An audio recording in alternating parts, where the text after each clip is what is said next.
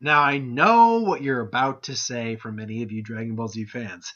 But I'm sure, Mr. Brent, Goku could never have been taught the instant transmission by King Kai because King Kai doesn't know the instant transmission. That is an error in translation by the Funimation for kids and all such in betweens. Because he did not learn that's a mistranslation. He does not know the instant transmission. Yes, I know that. But let's go in the universe of the anime where he does know the instant transmission. What would have happened if he had taught Goku the instant transmission? That's what we're gonna focus on today. And again, yes, it's not canon, but so is neither's GT. So if I do a what if on GT, that happened. That won't matter. So yeah, right off the bat, there's gonna be some differences. So how's it go? It's like King Kai. How am I gonna learn? How am I gonna get back there in time? It's an easy. Sorry. Well, Goku, I happen to have a technique that just might help you. So Goku's gonna learn the instant transmission. Now, right off the bat, I'm gonna say that his actual full power level in the manga, in the anime, it's over 9,000. Manga, it's 8,000. I actually think he's a bit stronger because he learns the instant transmission. Because one, it's instantaneous movement. Your body needs to be at least a bit tougher for that. Two, you need a bit more focused key control and a key sensing. Therefore, you need to train a bit more in that. So I think he would actually be not like super. He's going to be like 20,000, 15,000. I think his full power would be roughly around the 10,000 range. I also believe because, as I said, key control and slightly more durable body, he would be able to handle a triple Kaioken coming off of King Kai's planet. So when we look at that right now, we now look at a Goku who is capable of a triple Kaioken and instant transmission and a power level 10,000. Now, right off the bat, I don't think he's probably been trained with King Kai for a while on this technique on his planet, but he hasn't had a lot of areas to practice with. But he could probably sense like Kami's energy all the way from Snake Way, so he'd be able to get to Kami. Then they'd transport back. Popo give him the Senzu beans, or Korn gives him the Senzu beans. There was an instant transmission there. I believe he saves Piccolo, and then just boom, say, "Who are?" Nappa Gaggy was like, "Who the hell are you?" Then that fight ensues. Goku utterly thrashes him after he powers up. Vegeta, breaks his back and all that, and then their fight ensues. Now, because we're dealing with a Goku at times 10,000 with a triple Kaioken, he's able to thoroughly whoop Vegeta's ass. Even at a normal Kaioken, he's at 15, which is just under Vegeta's base. Vegeta powers up maybe to his full power 18,000, and Goku just does a double and just they fight apart. He's got the edge. He goes to a triple, which King goes, "I told him not to go for a triple, past a triple, or a double. In this case, told him not to go past a triple." And in this case, I think he'd go all the way up to a 5 in terms of his Kai again, and then thrashes Vegeta. Vegeta does the Gallant Gun. Goku goes Kaioken times 3, and Kamehameha. They're still roughly equal, I'd say. Maybe Goku has a bit of the edge, but then I think he goes Kaioken times 4, goes to 40, which may be more like 45 plus the Kamehameha. Excuse me. At most, he'd be able to muster like a Kaioken times 5 and do 50,000. But then it ensues when the normal. Excuse me, my voice is cracking. Interesting. I don't think I'm sick. It's just weird cracking. But ensues with Goku. And Vegeta turning into Great Ape. That fight goes about the same, except Goku's not as tired. Uses his Spirit Bomb, and here's the real difference: is that Goku, when you actually look at how that fight broke down before Vegeta stopped him, Goku was about to throw the Spirit Bomb, and he lost basically a lot of the energy because Vegeta smashed through him. But in this case, it'd be more like, "Oh, I'm gonna get you, Kakarot." No, you're not. And then back on and just Spirit Bomb right into the back of Ozaru Vegeta, and just and then maybe his tail gets cut off by Piccolo with a special beam or something like that. And then, but like with the other Spirit Bomb hitting him, the original Spirit Bomb hitting Vegeta, it's not going to kill him because the other Spirit Bomb didn't kill a weakened base form Vegeta. I don't believe even the full power Spirit Bomb Goku summon would kill Vegeta. But he would definitely be more down for the count. But he'd get away, or Goku would let him go, and they would go off and heal. So, cut to where we come from after this. Now, I do thoroughly believe that Goku would get a Zenkai boost, because they normally get Zenkai boost even after even after winning a battle and maybe a tough fight and all that. So Goku would probably be around 12,000, I'm guessing. Piccolo would still be roughly at the 3,500. But I believe, again, like I think I speculated in one of the other videos, that Goku and Piccolo would train together. They would go on in Krillin and Bulma would go ahead, whereas they would train together in the Capsule Corp ship, and to get stronger. Because I estimate Piccolo would probably be around 50,000. Because when you look at the actual gradual increase of Goku's power, I believe it's not official, but Goku, I think it's official though. You have to check that in. Goku was around 9,000 after his fight with Vegeta and Nappa, and is around 90,000 when he reaches Namek with a Kaioken ×2 boost, bringing up to that 180,000. Maybe I am getting a cold because I'm really congested at the moment. So it's roughly, with that training, he was roughly went from 9 to 90. So it's about a 10 times multiplier.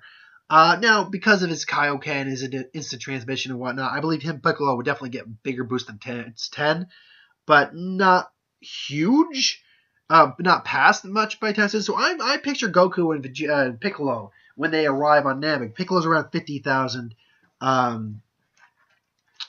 Goku is around 150,000. Now, afterwards, how that goes down is Piccolo actually goes probably to visit Nail. They'll end up fusing. Goku and the Ginyu thing in Goku takes place. And actually, how I think it might actually go down is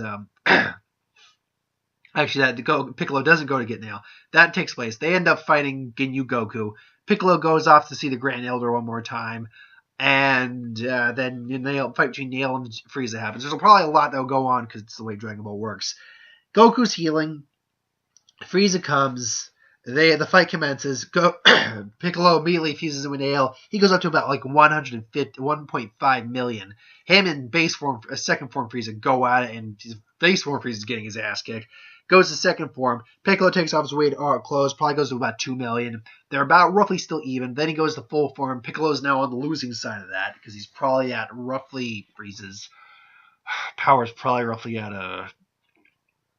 3-4 million, give or take.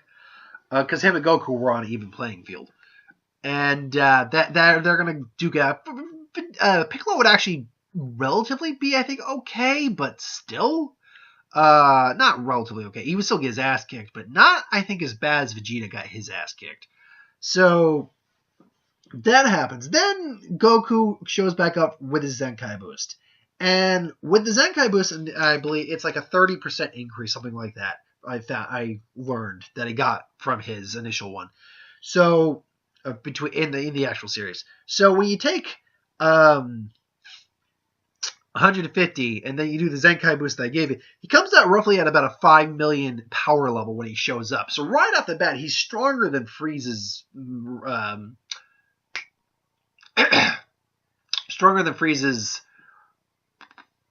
suppressed form. That's what I was trying to go with, suppressed form. It'd be something similar to what we see in the initial fight between them, where they're roughly on even terms, except Goku's got the edge. In this sense, now he's kind of pushing Frieza back. So now Frieza just says, "I'll show you 50% of my maximum is all that required," and then just. If I'm lying, may God strike me down. Next time, put your game into it, jackass. So. I do believe that's going to happen, but because Goku would still probably know a Kaioken times 10 at this point, and maybe even the Kaioken times 20 he could probably handle with less difficulty, but still draining. They're going to go at it. They're going to fight. And when he goes Kaioken times 10, he's at 50 million, so the gap is a lot less. I mean, he was at 30 million when he was doing it originally, but that was only 50% of Frieza's 50%.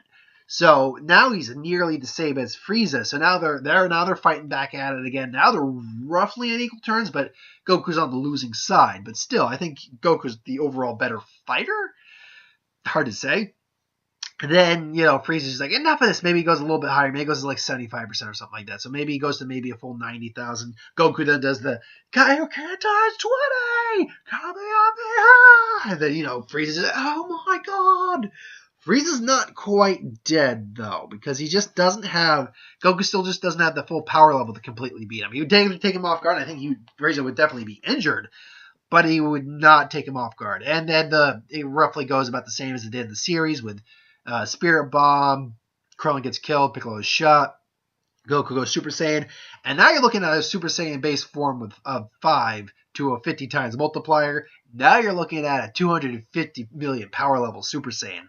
That's a tough Super Saiyan for initial transformation, and he would just wreck. Goku wrecked shop with Frieza to begin with. Now, even when Frieza goes 100%, yeah, oh, yeah,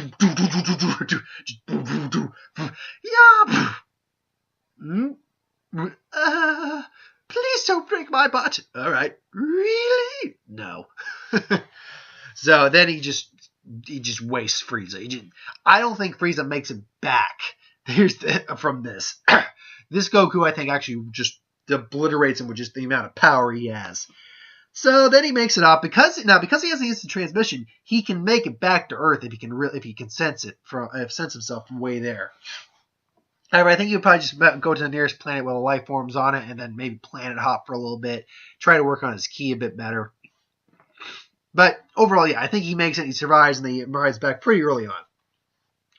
After that, it's pretty much the same, with the exception of we're not going to get. I don't think we're going to get King Cole coming to Earth because Frieza is completely dead.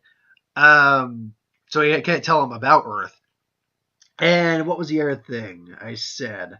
Hyperbolic time. Oh, he's a little stronger in the Cell games than he was in this series because he's a little stronger from the get. But overall, I don't think it changes a great deal.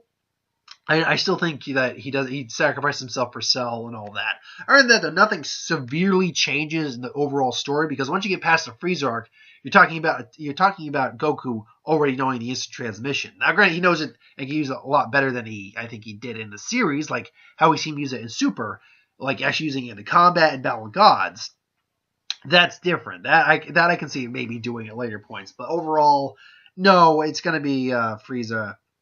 After Frieza, it pretty much stays the same. You just get a stronger version of Goku. Maybe even beats Android 19. He's that much stronger. But he's not going to beat Cell. Maybe he can even beat Boo. I don't know. It's one of those things. But I don't think he would just because, as he explained, why he didn't. But anyway, that's what I think would have happened if King Kai had actually taught Goku the instant transmission. He probably would not have died. That's not right. He probably would not have gotten his ass royally handed to him as much as he did in a couple of those fights. But, whatever. But anyway, thanks for watching. I hope you enjoyed. Like, comment, share, subscribe. I'm back to the usual schedule. So there will be a Who Would Win this week. Which one? I'm going to start with Star Wars this week because I actually got one in my head I really want to do. I've been muddling over in my head for a while for Star Wars. I'm going to do that one. Magic, I'll be back. This I think I'll do in our top 10 list just to ease back into Magic. And this week is going to be 3 reviews. John Wick Chapter 2, 50 Shades Darker, and Lego Batman. Going to be an interesting and fun week. Oh, yeah. Anyway, thanks for watching. Hope you enjoyed. I'll see you folks next